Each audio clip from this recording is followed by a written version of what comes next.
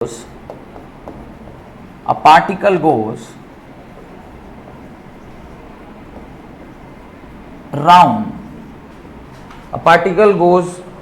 a circle of radius 10 centimeter, a circle of radius 10 centimeter, at 120 revolution per minute. At 120 revolution per minute. At 120 revolution per minute. Calculate acceleration of the particle. Calculate acceleration of the particle. आपको acceleration निकालना है. क्या क्या information दिया हुआ है आपको frequency दे दिया, फ्रीक्वेंसी दे दिया 120 रिवॉल्यूशन पर मिनट, यानी फ्रीक्वेंसी दे दिया म्यू।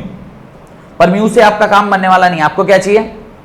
आपको चाहिए होता है ओमेगा, क्योंकि आपको एक्सेलरेशन चाहिए ना। क्या होता है? अच्छा यू भी होगा ना, हाँ ठीक है, वो कर लो यार इसको, कुछ भी। क्या होगा बोलो? MI ये मिनट क्या होता है? छोड़ दे यार, मैं बस अभी ठीक है, खुश। चल सॉल्व करो इसको। तो आपको एक्सेलरेशन चाहिए, क्या चाहिए? एक्सेलरेशन चाहिए। एक्सेलरेशन होता है omega square r. A is equal to omega की जगह पे क्या लिख सकते हैं? 2 pi mu whole square into are.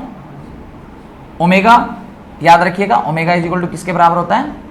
2 pi mu के बराबर। कहां से आया? Omega is equal to 2 pi by time period. Omega is था ना total angle by time period. Angle पूरा एक सर्कल में कितना होगा?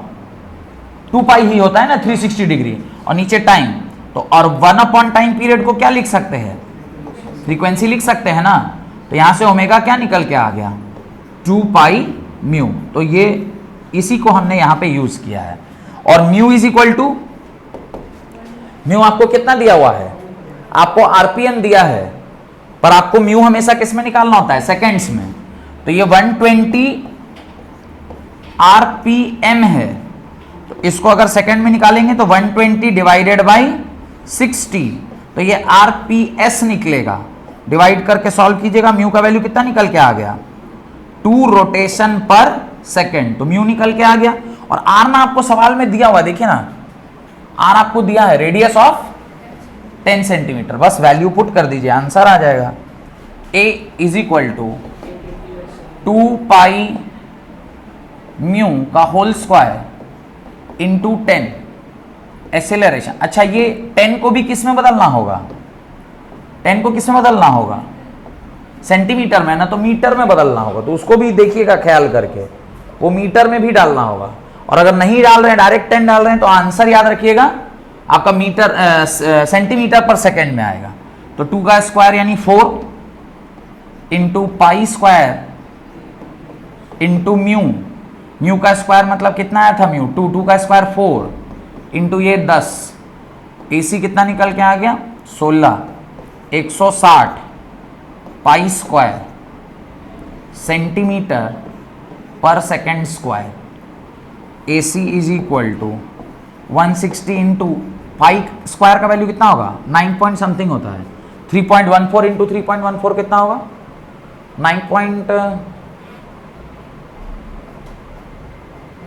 9.916। देखिए तो कितना हो रहा है? 3.4 इंटू 3.4। वैसे तो मेरे पास टूल्स है, उसमें कैलकुलेटर होगा। 9.4 into 3.14 into 3.14 is equal to 9.85। AC is equal to, इसको इससे मल्टीप्लाई करिए, लगभग 10 के बराबर है, पर थोड़ा सा कम है। तो 159 पॉइंट समथिंग कुछ तो लिख दीजिए, 5 6 कुछ भी लिख दीजिए, 8 से क्या फ़र्क पड़ा है। ये आपका क्या हो गया, एसिलेशन आ गया। एग्जैक्ट देख लीजिएगा क्या है। डन। अब एक और चीज, आपने 3 फॉर्मूला पढ़ा था, V is equal to u plus a t, दूसरा पढ़ा था S is equal to u t plus half a t square, और तीसरा पढ़े हैं V square minus u square is equal to 2s, और एक और पढ़े हैं S n th is equal to, क्या पढ़े थे, अरे S n th is equal to क्या पढ़े थे, u plus a by 2 bracket 2n minus 1 पढ़े थे ना। जैसे आपने इस साइड, सीधा है, जैसे आपने इस साइड ये सब पढ़ रखा है, वैसे ही यहां पर देखिए क्या होता है फॉर्मूला सब, omega is equal to omega naught plus alpha T, theta is equal to omega naught T plus half alpha T square, omega square minus omega naught square is equal to 2 alpha theta, और theta N is equal to omega naught plus alpha by 2 bracket 2n minus 1। कहीं कोई अंतर नहीं है। ये किसके लिए लिखते हैं, this is for linear motion and this is for circular motion. अगर कोई सवाल आ जाए तो सेम जैसे उसको सॉल्व करते थे वैसे ही आप इसको भी क्या कर सकते हैं, सॉल्व कर सकते हैं। ये लीनियर मोशन के लिए और ये सर्कुलर मोशन के लिए। डन हो गया। यहां पे जाके आपका ये चैप्टर क्या हो गया, कंप्लीट हुआ। मोशन इन अ प्लेन का लगभग सारा कॉन्सेप्ट मैंने आपको पढ़ा दिया है। आपका काम है कि अगर इसके बेस पर कुछ क्वेश्चंस आपको एनसीईआरटी में मिलते हैं या जो रेफरेंस बुक आप पढ़ रहे हैं उस पर अगर मिल रहा है तो उसको आप सॉल्व कीजिए। ये चैप्टर यहां पे समाप्त हुआ। अगला चैप्टर है that is motion in a plane या न्यूटन्स लॉ ऑफ मोशन, जो कि हम लोग अगले क्लास में चालू करेंगे।